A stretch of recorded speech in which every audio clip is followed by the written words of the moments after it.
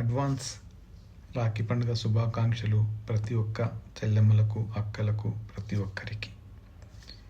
ఈ పండుగ యొక్క విశిష్టత చాలా షార్ట్కట్లో చెప్తాను. అన్న ఆయుష్ కోరుకునేది ఒక చెల్లెమ్మ.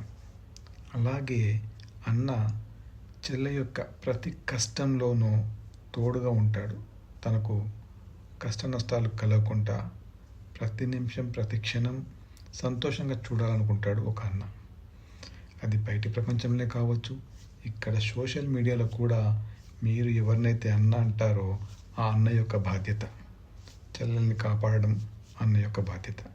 అలాగే అన్న ఏదైనా విషయాన్ని చెల్లెకు తెలియచేస్తే అది తూచా చెప్పకుండా పాటించవలసిన అవసరం కూడా ఉంటుంది. కారణం అన్న మీ యొక్క శ్రేయస్ కోరుతున్నాడు కాబట్టి. ఇలా నేను కొందరికి సోషల్ మీడియాలో తెలియచేస్తే నన్ను అన్ఫాలో చేసి బ్లాక్ కూడా చేసుకున్నారు. అది వారి యొక్క స్వార్థ బుద్ధి తప్పితే అక్కడ ఇంకెటువంటి ఉద్దేశం లేదు. వారికి నాపై ఎటువంటి చెడు ఉద్దేశం కూడా లేదు. కాకపోతే నేను చెప్పేటటువంటి నా ఓన్ వాయిస్ వీడియోస్లోని మాటలు నచ్చక అలా బ్లాక్ చేసుకుంటున్నారు. సంతోషం, నా వరకు నేను హ్యాపీగా ఉన్నాను. కాకపోతే మీలోనే చెడు గుణం ఎప్పటికీ మిమ్మల్ని వెంటాడుతూ ఉంటుంది. ఇది లైఫ్ లాంగ్ పోదు.